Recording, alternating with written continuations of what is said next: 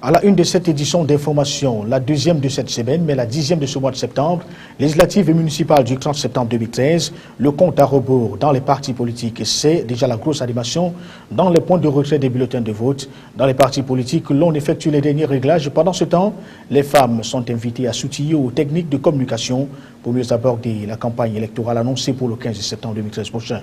Le point, c'est dans ce journal. Le transport, la santé du corridor Douala-N'Djamena préoccupe le collectif des syndicats actifs sur le tracé. Ces responsables ont passé en revue leur quotidien au cours d'une conférence de presse. C'était cet après-midi dans la capitale économique du pays. Ils ont entre autres listé les tracasseries et arnaques dont ils font l'objet de la part des autres usagers. En première ligne, les policiers et les douaniers. Voilà pour le sommaire. Les détails, à tout de suite.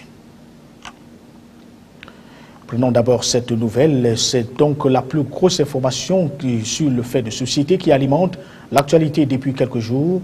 8 des 9 enfants disparus depuis une dizaine de jours à Bolunga, à Pamuanko, c'est dans le département de la Sanaga-Maritime, ont été retrouvés cet après-midi dans la forêt de Malimba, une forêt qu'avait parcouru le week-end dernier Joseph Betty à Somo et tout son état-major.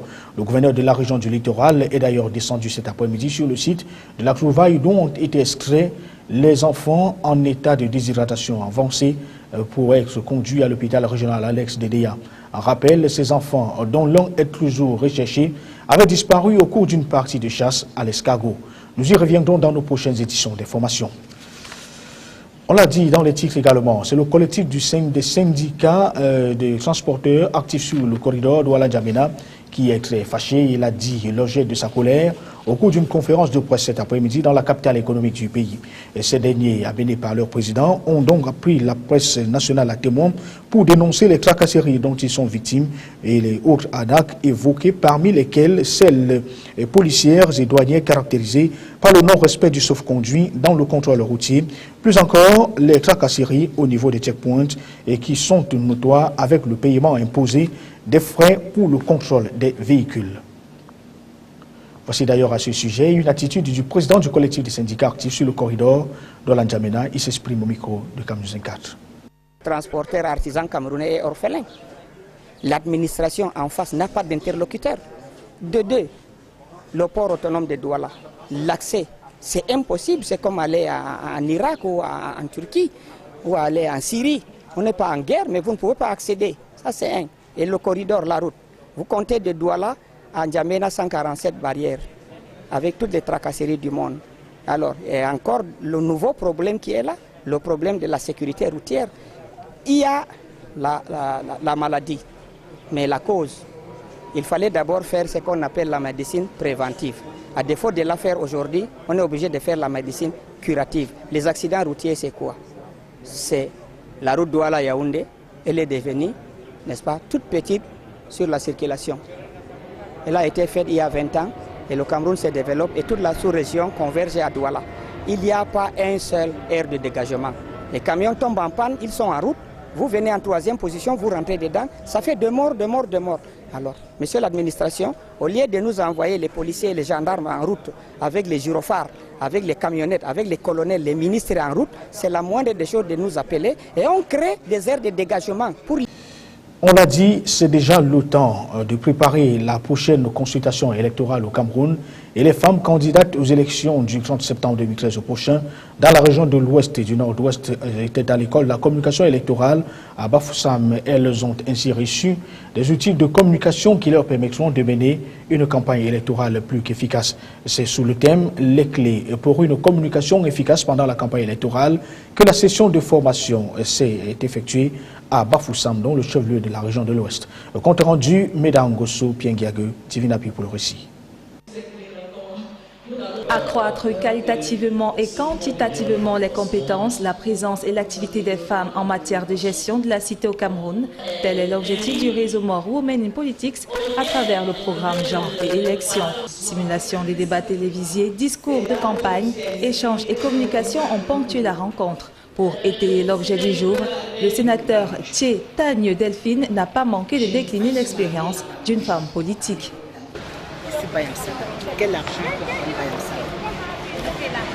C'est ma crédibilité envers ma population.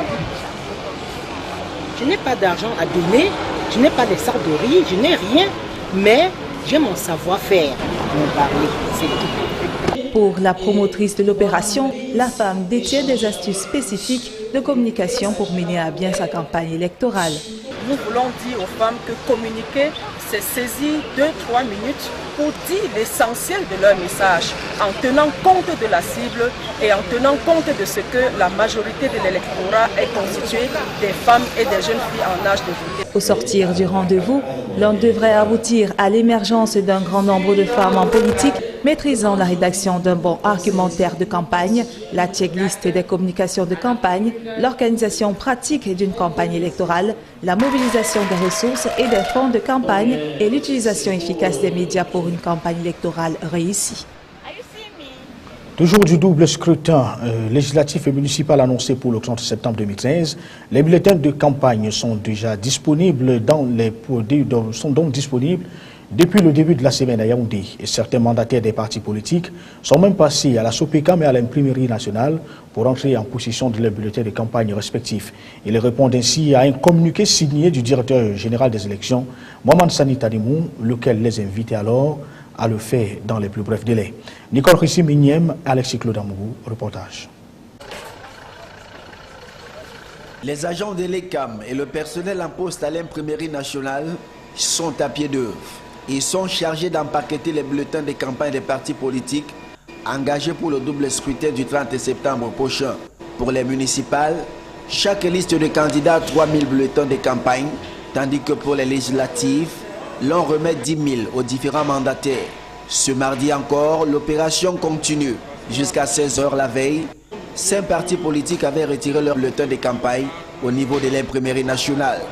Le même chiffre est brandi du côté de la SOPECA. Au sortir de l'imprimerie, les mandataires de quelques partis politiques disent leur satisfaction face au travail abattu, mais ont l'esprit ailleurs. Le représentant de l'Union des populations du Cameroun, le parti nationaliste entend reprendre sa place sur la scène politique en participant à ce double scrutin.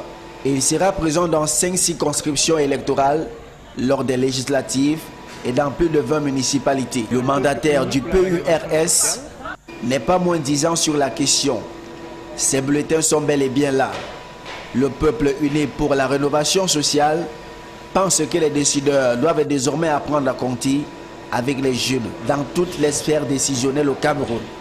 Il cible la circonscription électorale de Vouri-Ouest à Douala. Le projet pilote de Bonabéry, ce n'est pas un projet, inventé ou bien de circonstances. C'est quelque chose qui a été planifié et puis de toutes les façons, les résultats nous les aurons au soir du 30 septembre. Aucun incident n'a été signalé jusqu'ici.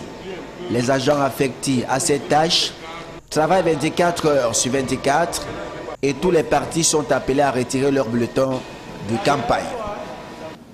Il y a quelques jours donc du lancement officiel de la campagne électorale, c'est déjà le branle-bas dans les états-majors des partis politiques.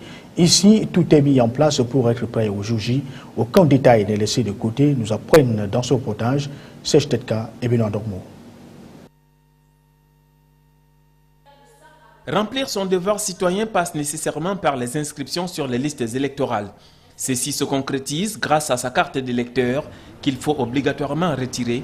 Et ça, l'ANDP l'a compris. Au jour d'aujourd'hui, nous sommes sur ce qui est le plus fondamental pour nous, les politiques nouveaux, c'est-à-dire permettre au maximum de personnes qui sont dans la circonscription de Douala 2e de pouvoir s'armer de la chose la plus utile qui soit en période électorale, c'est-à-dire les cartes électorales pour pouvoir aller voter, ce qui est d'abord fondamental. Un acte qui permet d'attendre sereinement le kick-off de la campagne. Pour certains, l'attente se passe autrement. Elle se traduit par la formation de nos scrutateurs, de nos représentants dans les bureaux de vote.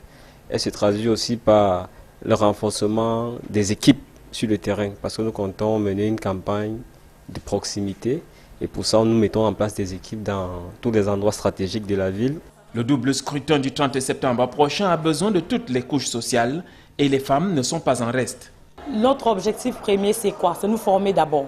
Parce qu'il est important, c'est pour ça que je suis là par exemple pour cette formation, nous former et ensuite aller former des personnes sur le terrain à Bonabéry. Former des gens qui sont capables de défendre la cause du parti. La gente féminine est ici capacitée pour être actrice et contribuer efficacement à la réussite de cette double élection. C'est d'amener les femmes à être capables d'identifier les différents types de fraudes avant, pendant et après les élections, les outiller sur comment dénoncer ces types de fraudes et surtout comment empêcher ça dans les différents bureaux de vote. Et puis nous avons voulu former les femmes parce qu'on s'est rendu compte qu'elles ne sont pas généralement vraiment impliquées en politique. Les acteurs de la scène politique sont définitivement engagés dans la bataille.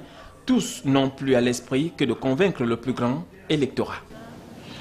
Et parlant justement de cette double consultation électorale, voilà la plateforme qui continue sa sensibilisation. Elle a été mise en place le week-end dernier.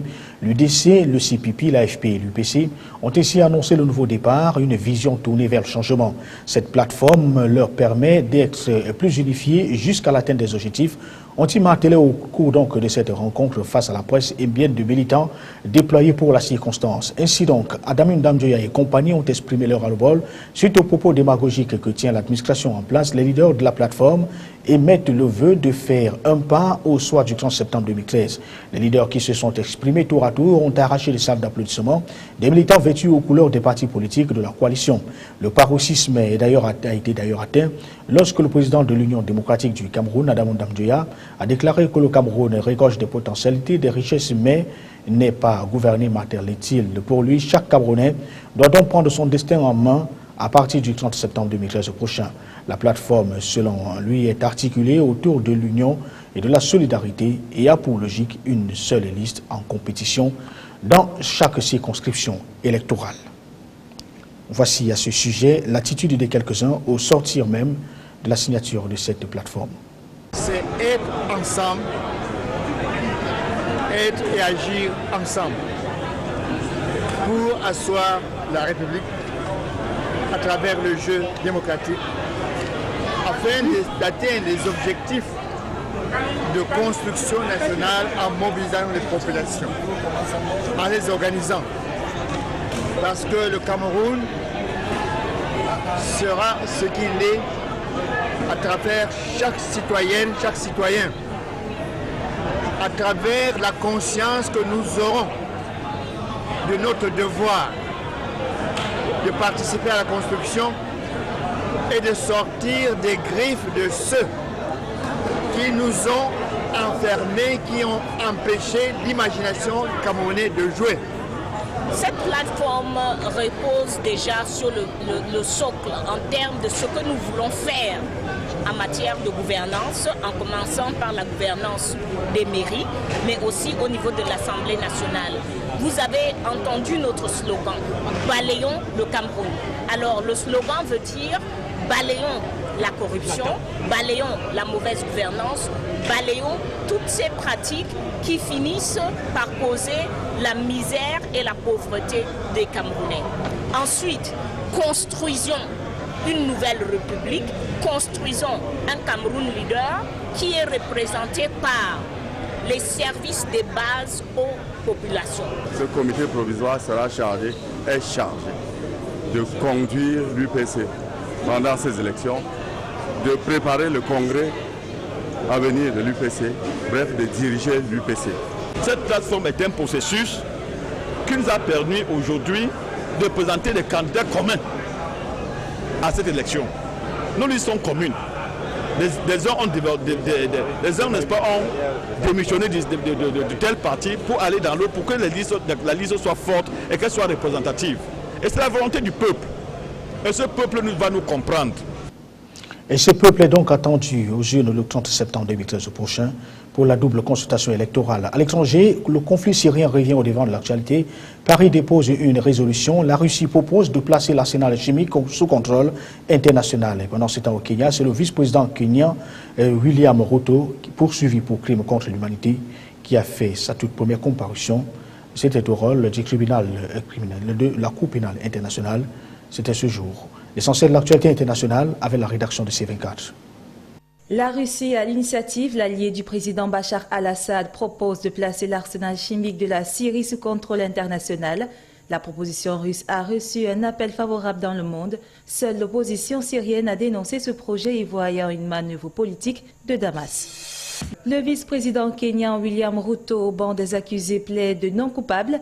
Il est poursuivi pour crime contre l'humanité à la Cour pénale internationale de La Haye. Il est soupçonné d'avoir commandité certaines violences politico-ethniques fin décembre 2007, faisant un millier de morts et plusieurs déplacés.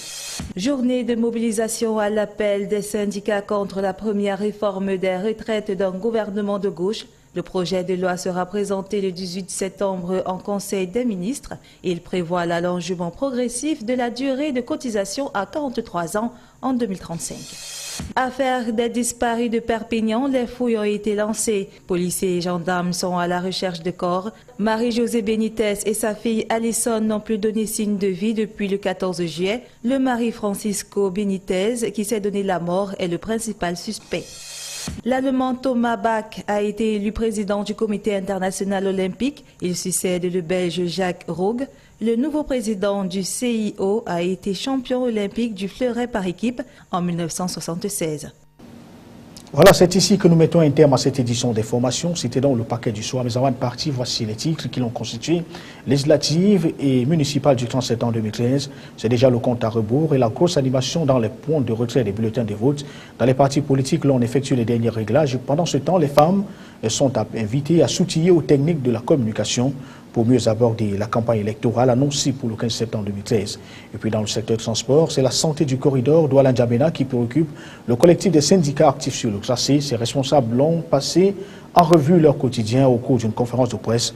C'était cet après-midi dans la capitale économique du pays. Ils ont entre autres listé les tracasseries et autres arnaques dont ils font l'objet de la part des autres usagers de la route, à savoir la police et la douane. Madame, Monsieur, merci de rester sur Cam 24. L'information est en continu. Bonsoir.